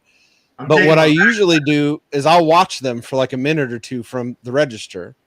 And if they're in there and they're walking around, then I just kind of pop into the door and I go, hey, do you need any help looking for anything or any recommendations? And then that usually starts, a conversation. And one thing that's helpful for me is I remember everything everybody likes when they smoke it. So usually if a guy will give me the time, a guy or a lady will give me the time, I kind of have like my 5 base cigars. And a lot of times I'll give my shift cigar away. So at TDR, employees have a shift cigar. And I encourage employees to, hey, if you're not going to smoke your shift cigar, use that as an opportunity to give somebody a chance to try something that may be outside of their wheelhouse. And so a lot of times I'll give my shift cigar away when I'm talking to somebody if I really want them to try something and I don't think they're going to buy it. I'll be like, you know what? You're buying these 4 cigars. I'm going to give you this one for free. I want you to smoke it. Let me know when you come back if you liked it. And then I just kind of build a matrix. Wait. So there's just your employees only get 1 cigar per shift? They're supposed to only get 1. Yeah. Okay. Well, Brian, like you fucked up because I'm smoking a lot. Every shift, smoking a ton. I think this is a good opportunity because I didn't do this at the top of the hour to tell everybody what I'm smoking because I just lit up my second cigar. It is, and I know you can't see it because it's dark. I turned the lights off so you can see me better. Horrible lighting. Fuck off. I'm on location, fucker. I'm not going to mention the audio. Yeah, I can't do much about that either. I'm smoking the Smoldering Cigar house cigar from Martinez Cigar out of my own personal stash that I brought with me. Really good cigar. So we'll talk about house cigars as well. But let's go around the horn and see what everybody's smoking for their second cigar this second hour. Let's start with Gesticles. Gesticles, what are you smoking? I am smoking The Messenger by Valakari. What do you think of that so far? I like it. It's definitely on the milder side, which I kind of probably should have smoked it first. But definitely it's something I could see myself going back to. Great cigar. I always know cigar company by their Connecticut, and that's a great Connecticut. And it's rare for me to go back to a cigar, so it is high praise, I would say, for it. Nice. Looks like Brian got up, so we'll go Jimmy. Jimmy, what are you smoking? Nothing. I am smoking the 85th anniversary Aladino. Ooh, it's been my jam lately. Aladino Corojo? Aladina Caro. Oh, is that copyrighted? Can we It might be copyrighted. say that? It Okay. might Say that. Yeah. Tim, what are you smoking? I am. Let's see here. I am smoking the OG Umbagog. Mm. There you go. I think it's important for tobacconists to make recommendations, but not push too hard. In my experience, limited experience, as a cigar slinger, cigar salesperson here the last couple of weeks, I've definitely made recommendations, but more often than not, I find myself asking them what they typically smoke, what they like to smoke, what profile they like to smoke. I don't talk about what their favorite foods are, or if they drink coffee or anything like that, but what they've smoked before that they've enjoyed. And then try to find something that's in that range that they might like. There's certain questions that I ask, like how long have you been smoking? How many cigars do you smoke, a day, a week, a month? That kind of thing. And, some customers will have fun with it. I had a guy tell me I smoked for the last week, and that's it. I knew that was a lie because he ended up buying a box of Padron.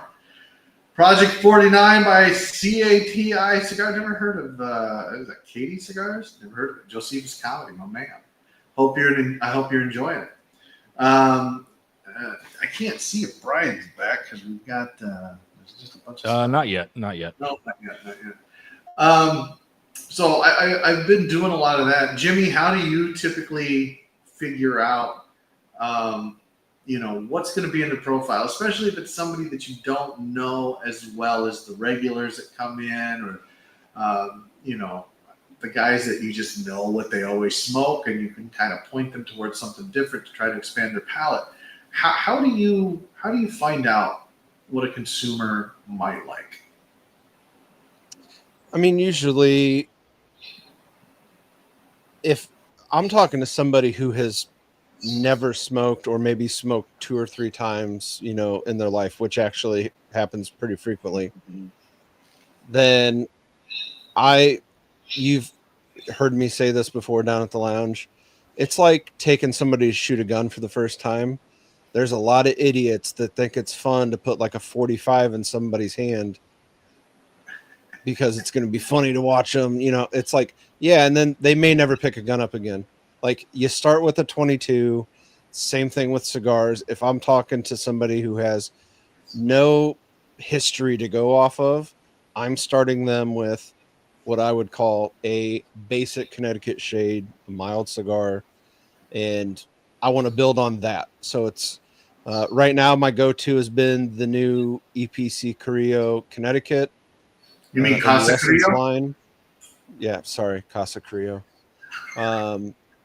Because that is a kin back to like the traditional Connecticut shade. It's not the new Connecticut shades where it's got a little more oomph in it, a little more flavor. It's a very old school Connecticut shade. And so that's usually where I'll start with someone who has no history whatsoever. If somebody's got something for me to kind of play off of, to your point, James, and I think this is where a retailist tobacconist should be able to shine, is that you should be able to connect the dots in your head, right? So, for instance, if somebody comes in and they really like my father, I don't go, oh, well, I don't have my father, sorry. I go, well, you know what? I don't have my father branded cigars, but if you like my father, and then I'll take them to Wise Man for Foundation. I'll take them to Tatuaje. I'll take them to, and so I can usually pair somebody up with something they're going to like based off of what they've smoked in the past that they've enjoyed. And I think another thing that's helpful is I don't shit on people that like to smoke infused cigars, because that's how I got into cigars. And so I also smoke all the infused cigars. That's hurtful, sir. That's hurtful. I mean, you know what? If you throw a rock into a pack of wolves, the wolf that yips is the one that got hit. Yeah. And my daddy always told me. 100%. Look, I tell people all the time, smoke what you like. It's fine. But I mean, to go back to what we talked about the first hour, if I'm in a lounge, I don't want somebody to light up fucking potpourri and start smoking. Oh my gosh, give me a Bic. Give me a Bic right now. I'm gonna light my cigar with a Bic. Like, Gasticles, if you were in a lounge and somebody lit up an infused cigar, would you stick around? Would you say something, or would you just leave? I'd stick around. I mean, to each their own. I mean, as long as it's not drastically affecting my experience. But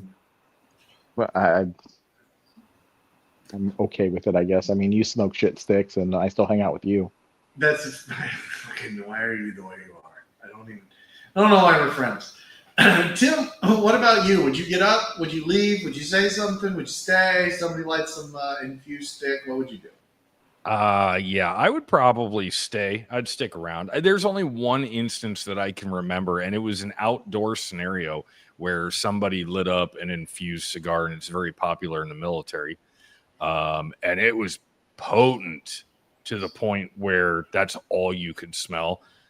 But what are you going to do in that particular environment? If I'm in a lounge, I'll probably just kind of silently bitch and gripe about it until it's done and then continue on. But no, I don't think I'm going to leave. No. Yeah. So right. the other thing that comes into infused cigars is pipe tobacco. So See, I don't mind pipe. I don't know if tobacco. Brian, if Smoldering allows pipe smoking. In Well, the lounge, but we allow pipe smoking, and we sell pipe, and a lot of the aromatics are very, overpowering from a smell perspective, I guess. I've always Less people bitch about the smell because pipe tobacco smells delicious, but I've always been told that if pipe tobacco smells great, it tastes awful, and if it, tastes great, it smells awful. So I don't know why anybody would be smoking something that smells great unless they were smoking it specifically for the smell. But I'm not a pipe guy. I don't know, and they don't sell pipes or pipe tobacco here. Thank God. But Brian, I know you have some smokers who smoke the infused stuff. They smoke the flavored stuff. Do you ever have anybody in the lounge complain about it? No, not yet. Anyway, I haven't had anybody complain about it. I don't. The infused stuff that they are smoking is usually the Deadwood series or the Tobacco series. I really don't have a crowd for acid, and so I don't have too many of that. I have a couple. There has been a couple people that have smoked like Cubas and stuff like that in there, but I've had nobody complain about it. And as it comes for pipe tobacco, I don't carry in it. We don't discourage if you want to smoke a pipe in my lounge. Absolutely. I mean, I'm not against all that, but no, I've never had anybody complain. Okay. Well, no one's lit one up yet while I'm here. I did have a customer today smoke a tobacco, which was fine. Like, it wasn't an offensive smell at all. I've been in that position where I've been in a lounge. I've even been outdoors. Somebody lit up a cigar that was grape flavored, and like all you could smell was grape. And I had to walk away. I had to go upwind because it was ruining my experience. Mm-hmm. I will say there are a couple lounges. There used to be one on the Illinois side here, and there is currently a lounge in Davenport that does hookah. Hookah definitely ruins a cigar. So infused cigars, I can smell infused cigars, but it doesn't bother me. And sure, maybe if I was smoking, a Mirafeld, then I might be more worried about some guy smoking an acid next to me. But hookah is absolutely, every time I've been around hookah in a cigar lounge, it's jostling. The amount of smoke, the smell, it's like, oh my gosh. So I guess I'm a prude when it comes to hookah / cigar lounges, but I don't want to profile. This looks like we've lost Gesticles. I don't want to profile, but hookah has its own crowd and its own vibe, and it is the antithesis of what a cigar lounge is. It's upbeat, it's loud music, it's just different than what your typical cigar lounge is. And that's not to say there aren't cigar lounges out there that have a party vibe and the music's loud, but again, I go back to this as an old fat white guy hobby, and it has been, and I'm an old fat white guy. I just want to sit and enjoy and talk to people, and you can't do that with that kind of vibe going on, so it ruins the experience in more ways than one. But as long as they're separated and you can't really smell it and there's good ventilation, I would rather somebody go on the other side and smoke a hookah than sit in the lounge I'm sitting in and smoke an infused cigar. Like, take that shit outside. Man, you're such a pretentious prick. Well, you could have just said prick and left it at that. I mean, you're not. Be honest. When they were smoking that tobacco today, what was your internal monologue? There was no internal monologue. So I know this gentleman. I met him several times. He was in it. Paul was in, and when he came in, he was like, "I thought you were going to be here last Friday." He goes, "And I missed you by 10 minutes because last Friday I left it around 3:30 or so to go back home and spend some time with my wife and kid." And he was like, "I have this for you." He had roasted and ground coffee for me. And he's like, "I don't like coffee." He goes, "But I love the smell of it, and I want you to try this." So he brought me a bag of freshly ground coffee that I'm very much looking forward to trying. So yeah, good dude. And I was able to sit there and look at him, and I go, I rang him up and I didn't say anything. We came back here and we started talking, and I looked at him. I said, "Tobacco, huh?" He goes, "Yeah, no, it's really good. I really like these." I'm like, "I'm going to do my best not to judge you. Just know I'm judging you silently." And he laughed and I laughed. We had a good time. It's fine. I think, that kind of camaraderie is what a lounge is all about. And, we've said it before that this is the great equalizer, everybody from kings to street sweepers and everyone in between.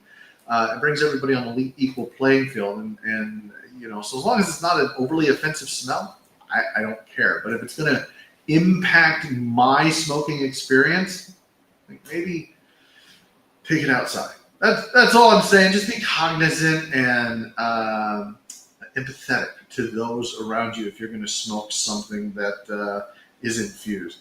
And with that, guys, look, that's 2 hours in the can after dark for the month of August. I want to thank everybody for joining us, our LE Club members, Brian Boland and Guesticles. I want to thank Jimmy D for coming on and hanging out and talking with us, giving us some thoughtful point of view from both a lighter, don't use a Bic, and also from a lounge perspective. And Brian also, because Brian's wife right now is, she's being rebuilt one joint at a time. She's going to come back bigger, better, faster, stronger. Like whatever the fucking thing was they used to say on $1 billion woman. Yeah, right. Yeah. Yeah. So we wish Shauna a speedy recovery and a happy birthday, and we wish she was here. But I'm enjoying my time here in Livermore. So again, guys, come see me. Cigar Apocalypse is live. We've got deals, cool summer deals. Come in, talk with me. So I'm not outside hanging out with the Indian and talking to myself. Although those reels are fun, so you never know what you're going to see. Stay tuned to Simply Stogies Instagram. Find out what's going on. You'll see those every day until I go back home, because it's a great way for me to pass the time and show you guys that I'm trying to pass the time, and it's a lot of fun. Look, I want to remind you guys, September 13th, second Saturday in September, Simply Stogies Cigar Fest here at Smoldering Cigar, Livermore, Iowa. Jimmy's going to be here. I know he's going to be here. He marked it off on his calendar. I'm looking forward to him seeing this lounge and meeting Brian and Shauna in person. Nick Cirrus, co-host of Simply Stogies podcast, will be here. LH Cigar event. Come smoke some great LH cigars.